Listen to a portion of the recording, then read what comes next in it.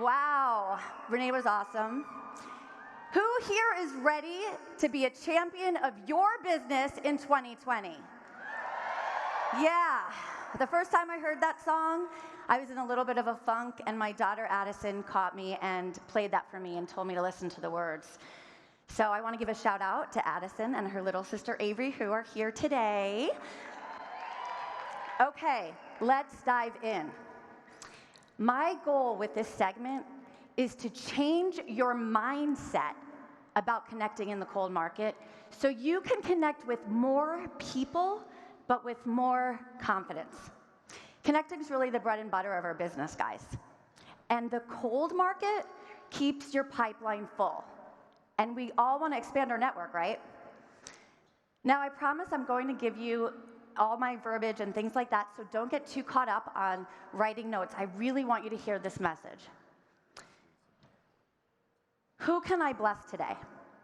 This is how I start my day. It allows me to be intentional and aligned with my purpose for connecting in the first place.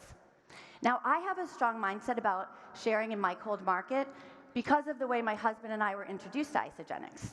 When we joined, it was because my sponsor shared it with us, even though we were strangers. We spoke to her for 15 minutes.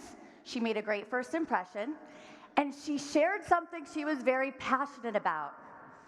And guess what? We enrolled right then on the spot. I know, dream prospects, right? Yeah. But how many dream prospects are out there in your cold market? Now, because of Isagenix, we get to be a full-time family. And so I often think, what if Debbie Sherrick, my enrolling sponsor, never shared with us? What if she didn't feel comfortable sharing Isagenix in her cold market? She would have robbed us of what we have now. So thinking of this made me more bold about sharing in my cold market too. Here's something I want you to think about. It is better to share Isagenix with somebody who says no than to not share Isagenix with somebody who would have said yes. It's simple, but it's powerful, right? Guys, how many people do you just let pass by in your cold market and you never connect with them? Or, worse, you make a great connection and you never share the gift of Isagenix. So hold on to that thought.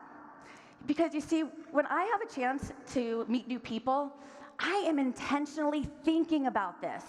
I'm on a mission to bless others the way I have been blessed. That is the intention I set. Yeah. Now, I can give you verbiage and strategies, which I will. But if you are holding on to any fear, I know you're not going to actually go out and do them. You're not going to go out and say those things because you're holding on to fear. So let's talk about that. Rather than continuing to feed your fears, you need to acknowledge them and grow from it. And this is how you can learn and then master the art of connecting. So I polled the new associates in my team, and I asked them what prevents them from sharing Isagenix in their cold market. The top 3 responses were all so similar, and all that I can honestly admit I struggled with too. For a while. It's personal development. That's how it got me from day one to on the stage, personal development. Just had to add that. So here are the most common reasons people prevent or avoid sharing in their cold market. 1, I'm unsure of how to even make a connection or start the conversation.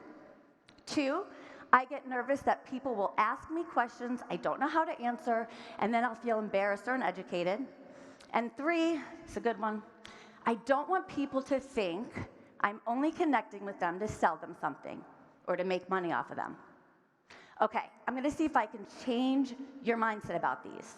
The first one, if you're nervous about making that initial connection, starting that conversation, the first thing you have to do is literally just go for it. After my first university in action, I knew I just had to take that step and start randomly connecting with people. See, this is the importance of events, you guys, listening to trainers, actually taking action once you get home. So promise me something. Starting immediately, you will be intentional about sharing and in your cold market and connecting with people. If we don't practice the art of connecting, we'll never get comfortable with it. Initially, it felt awkward, sometimes downright uncomfortable, but over time, it became second nature, and a skill I feel I do very well now. And just as we learn in University in Action, a compliment can go a long way. Start with a compliment. I find it to be the best icebreaker, and it really creates this immediate comfort. Or start a conversation with a question. Say you're at the coffee shop, somebody's in front of you. Hey, have you tried the cold brew here? Listen, guys, you just have to be normal and go out and talk to people. Don't put so much pressure on yourself about bringing up Isogenics. Now, after you make that initial connection, you want to always continue asking questions because this creates the actual conversation and eventually will lead to finding common ground. I want to stress, although I do this all the time, it doesn't mean everybody I connect with, I enroll, or is my next big business builder. But the practice of doing this will immediately strengthen your skills of being a professional networker. You must just go for it. Just like a muscle only grows when you consistently work it, connecting will be more natural when you consistently do it. Okay, imagine you share Isogenics with a brand new connection and they start asking you questions you don't know how to answer. It's kind of scary, but it doesn't have to be. Now, I made the mistake early on thinking I need to learn more and know everything before sharing.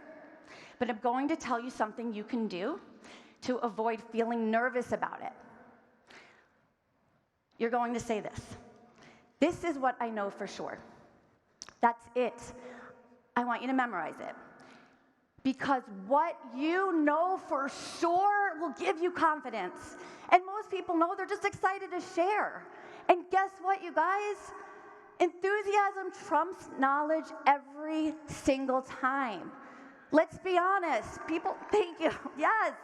People need to invest in this and commit to this.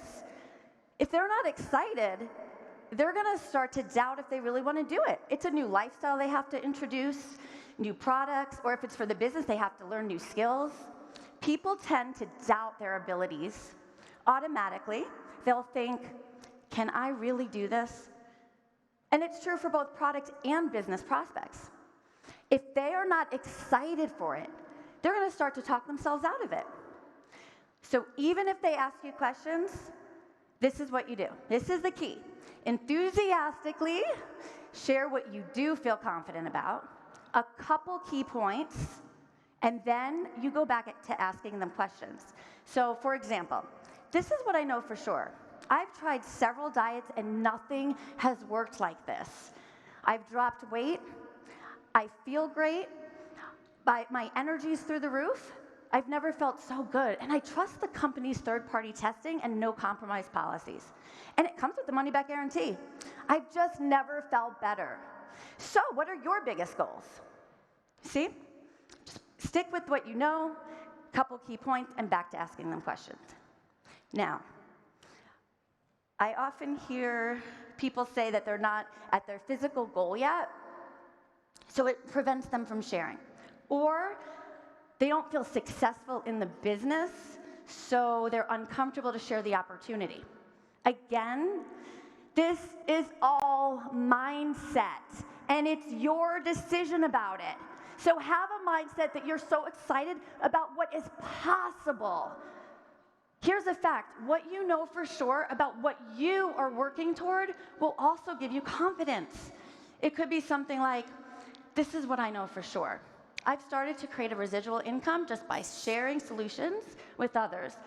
It's a generous compensation plan, and my sponsor is guiding me along the way. I am most excited about making enough income by next year to do this full time.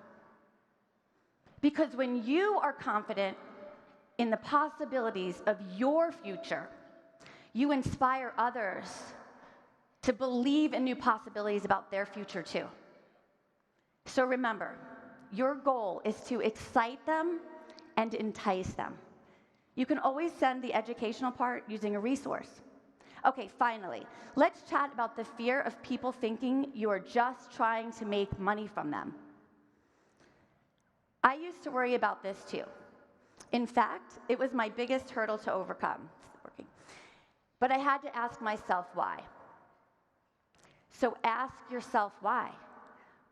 Why are you so worried about thinking that people are going to assume you're just trying to sell them something? For me, it was the network marketing stigma. And what I had to do was really build belief. And once I did that, and once I attached more to my purpose than worrying about other people's perception, let me repeat that. I attached more to my purpose than worrying about other people's perception. Yeah. Mindset. Then I was able to become solid and strong in my posture that this is a profession. I do earn an income. I had to stop making it awkward for myself and others. I had to focus on my true intention. My intention is to share this gift of health and wealth with as many people as I can. What they decide to do with it is up to them. Work on your posture around this. Rather than worry about people thinking I'm just trying to make money from them, I own the fact that it's a serious business for me. Once you shift your mindset about this, your audience will shift as well. And that's exactly how I overcame that fear. Okay, so how do you go from a connection to an enrollment? First of all, there's really two kinds of cold market prospects, really.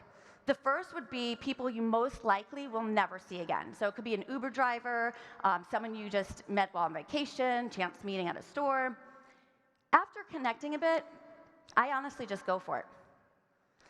I'll say something like, you know what, I can't help but think you'd be great at what I do. It might not be for you, but I want to at least give you the opportunity. So can I send you some information? And then we exchange contact information. Sometimes I just gain a new friend, and maybe they'll join later. And often, I'm ghosted. But you know what? The answer is always no if I don't ask. The other would be people that you will most likely see again or more regularly. So a new neighbor that's in your community, somebody at the gym that you go to, at your church. After building that initial connection, if Isagenix doesn't naturally come up in conversation, I find a way to remain in touch. So most of my team actually has been built by creating a really strong initial connection and then keeping in touch. The most success I have had doing this is staying in touch through social media. This allows not only a chance for us to get to know each other a little bit better, but it's an opportunity for them to see more about my lifestyle. And it makes a great segue for our next speaker, who is going to share more about connecting, specifically as it pertains to social media. You guys, it has been such an honor to be here as a keynote trainer. And I hope that I'm leaving you feeling more brave about connecting in your cold market. There's nothing to lose. You gotta just go for it. Take action.